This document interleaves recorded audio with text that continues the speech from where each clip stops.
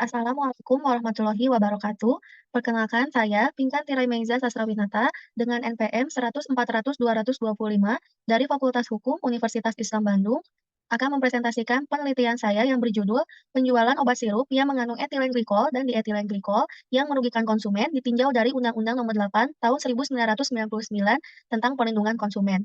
Penelitian ini dibimbing oleh Prof. Dr. Haji Nenisri Imaniati SHMH dan Bapak Muhammad Ilman Abidin SHMH. Obat merupakan suatu komoditi kesehatan yang sangat strategis karena sangat diperlukan oleh masyarakat. Seiring dengan perkembangan zaman, adanya peralihan dari penggunaan obat yang diproses secara tradisional terhadap obat yang diproses dengan teknologi yang modern dengan berbagai kelebihannya untuk meningkatkan efektivitas obat-obatan tersebut. Pada era globalisasi, dunia usaha dengan memanfaatkan teknologi yang semakin maju mampu menghasilkan beraneka ragam barang dan garis miring atau jasa yang dapat memenuhi kebutuhan masyarakat yang disebut sebagai konsumen. Negara Indonesia secara praktiknya mengatur mengenai perlindungan konsumen dan berpedoman penuh pada Undang-Undang Nomor 8 Tahun 1999 tentang Perlindungan Konsumen. Pada praktiknya, meskipun adanya peraturan tersebut, masih banyak kerugian yang terjadi pada konsumen. Hal ini sehubungan dengan ditemukannya kasus penjualan obat sirup yang mengandung etilen glikol dan dietilen glikol yang menimbulkan kerugian bagi konsumen. Kasus ini bermula pada bulan Agustus tahun 2022 hingga puncaknya pada bulan November 2022 dengan jumlah kasus terakhir yang dicatat yaitu sebanyak 324 kasus yang terjadi pada anak-anak dengan kelompok usia 1-5 tahun sebesar 61,27%. Hasil sampling dan pengujian yang dilakukan oleh BPOM menetapkan beberapa obat yang terdapat kandungan kedua cemaran tersebut melebihi ambang batas aman sesuai anjuran Farmakope Indonesia, di antaranya Flurin DMP sirup, Unibaby Cough sirup, Unibaby Demam Drops, dan Unibaby Demam sirup, dan ditetapkan beberapa obat dari perusahaan lainnya. Dari penggunaan obat sirup ini menyebabkan gangguan gagal ginjal akut progresif atipikal yang dialami oleh beberapa anak di antaranya Melody di Minahasa, Ali di Pasuruan, Alvaro di Jakarta, Nasifa di Batam, dan Sina di Jakarta. Ia mengalami gejala yang serupa setelah mengonsumsi obat tersebut, yaitu kesulitan buang air kecil hingga mengalami pembengkakan dalam tubuh, ada yang mengalami cacat bahkan sampai meninggal dunia. Adapun identifikasi masalah, yang pertama, bagaimana perlindungan hukum bagi konsumen obat sirup yang mengandung etilen glikol dan dietilen glikol yang merugikan konsumen ditinjau dari Undang-Undang Nomor 8 Tahun 1999 tentang Perlindungan Konsumen. Yang kedua, bagaimana upaya hukum yang dapat dilakukan oleh konsumen yang mengalami kerugian akibat mengonsumsi obat sirup yang mengandung etilen glikol dan dietilen glikol ditinjau dari Undang-Undang Nomor 8 Tahun 1999 tentang Perlindungan Konsumen.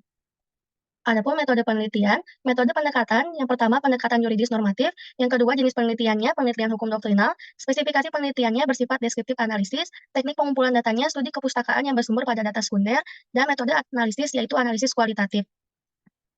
Untuk itu, maka hasil dan pembahasan untuk identifikasi masalah yang pertama, perlindungan hukum dapat diartikan sebagai pengayoman yang diberikan pemerintah kepada masyarakat untuk memberikan rasa aman, kepastian, dan keadilan terhadap hak-haknya dalam lingkungan masyarakat, baik dalam bentuk pelayanan, peraturan perundang-undangan, atau kebijakan lainnya termasuk penegakan hukum. Menurut Muhammad Isnayani, perlindungan hukum secara perdata terbagi menjadi dua, yaitu perlindungan hukum secara internal dan perlindungan hukum secara eksternal. Berdasarkan kasus tersebut, apabila dilihat dari perlindungan hukum secara internal, maka antara pelaku usaha dan konsumen saling mengikatkan diri dikarenakan adanya peristiwa jual beli. Perjanjian yang dilakukan adalah secara lisan atau tidak tertulis karena konsumen membeli obat sirup tersebut kepada distributor pelaku usaha yaitu apotek. Maka perjanjian yang terjadi yaitu secara lisan atau tidak tertulis sah karena memenuhi unsur kata sepakat yang terdapat di dalam pasal 1320 KUH Perdata. Namun dalam kasus ini apabila dilihat perlindungan hukum secara internalnya sangat lemah. Karena dalam perjanjian jual beli secara lisan, konsumen hanya membeli produk dari distributor pelaku usaha seperti pada umumnya, dan di dalam perjanjian ini tidak disebutkan hak, kewajiban, tanggung jawab jika terjadi kerugian sebagaimana disebutkan dalam Undang-Undang Perlindungan Konsumen sesuai dengan pasal 4, 5, 6, 7, dan 8. Dengan demikian, apabila dilihat dari perlindungan hukum secara eksternal, maka diperlukan kebijakan untuk melindungi pihak yang lemah, yaitu konsumen pengguna obat sirup.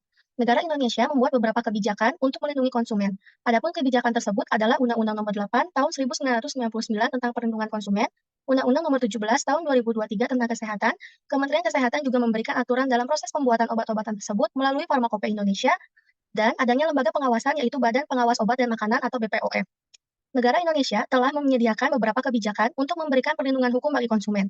Apabila dilihat dari perlindungan hukum secara eksternal, kasus ini sebagai bentuk kelalaian dan lemahnya fungsi pengawasan dari BPOM terhadap obat dan makanan, termasuk dalam bahan baku, produksi, maupun peredarannya dalam masyarakat. Selanjutnya, untuk identifikasi yang kedua, upaya hukum yang dapat dilakukan apabila konsumen mengalami kerugian, yang pertama ada litigasi atau pengadilan. Setiap konsumen yang dirugikan atau terlibat pada suatu sengketa dapat menyelesaikan sengketanya melalui lembaga peradilan umum. Penyelesaian sengketa terhadap konsumen melalui pengadilan ini merujuk pada ketentuan ketentuan pasal 45 Undang-Undang Perlindungan Konsumen. Selain itu, konsumen dapat memilih untuk melakukan penyelesaian secara pidana ataupun perdata. Akan tetapi, dapat dilakukan secara gugatan class action atau biasa dilakukan untuk mengatasnamakan kepentingan umum sesuai pasal 46 ayat 1 huruf B Undang-Undang Perlindungan Konsumen. Selanjutnya, melalui non-litigasi atau di luar pengadilan.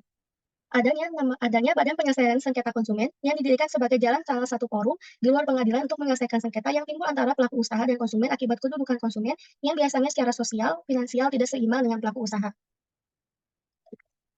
Adapun kesimpulannya, perlindungan hukum secara internal antara pelaku usaha dan konsumen saling mengikatkan diri dikarenakan adanya peristiwa jual beli, seperti konsumen membeli obat sirup tersebut sangat lemah.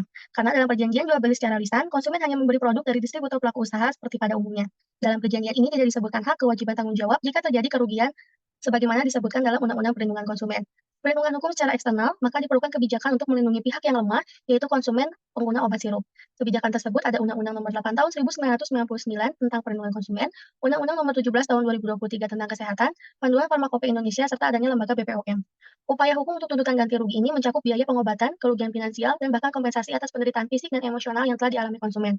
Konsumen hanya dapat melakukan upaya hukum penyelesaian sengketa yang terdapat dua cara, yaitu secara litigasi dan secara kooperatif dengan cara non-litigasi seperti negosiasi dan konsiliasi. Kedua cara penyelesaian sengketa tersebut dijelaskan dalam pasal 45 ayat 2 Undang-Undang Perlindungan Konsumen. Sekian dari saya, mohon maaf apabila ada kesalahan. Terima kasih. Assalamualaikum warahmatullahi wabarakatuh.